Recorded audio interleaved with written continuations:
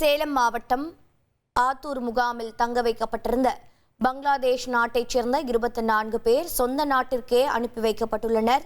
இது பற்றிய கூடுதல் தகவலை செய்தியாளர் சங்கர் வழங்கிட கேட்கலாம். சங்கர் வணக்கம். இந்த 24 பேரின் விவரம் என்ன? மீண்டும் அவர்கள் சொந்த நாடு அனுப்பப்படுவதற்கான காரணம் என்ன? தகவல்களை பதிவு பண்ணுங்க.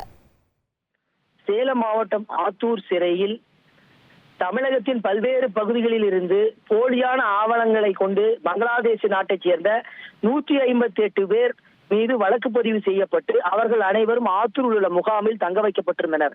நீதிமன்ற உத்தரவின் பேரில் 158 பேரும் பராமரிக்கப்பட்டு வந்தனர். இந்த நிலையில் அவர்களுக்கான தண்டனை காலம் 24 பேருக்கு முடிவு பெற்றது.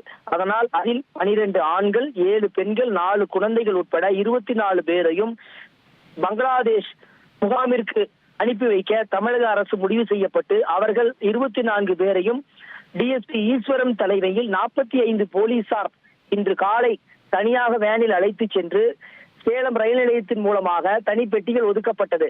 அதனிலிருந்து அவர்கள் இந்த 24 பேரும் பங்களாதேஷ் முகாமிற்கு சென்று அங்கு அவர்களை ஒப்படைக்க இன்று அதிகாரிகள் அழைத்து செல்லப்பட்டனர். விவரங்களுக்கு நன்றி சங்கர். 1,25,00,000 மனங்களை வென்ற தந்தி டிவி யூடியூப் சேனல். தவிர்க்க முடியாத தம்ப்நெயில்ஸ், கலக்கலான கான்டென்ட்ஸ்.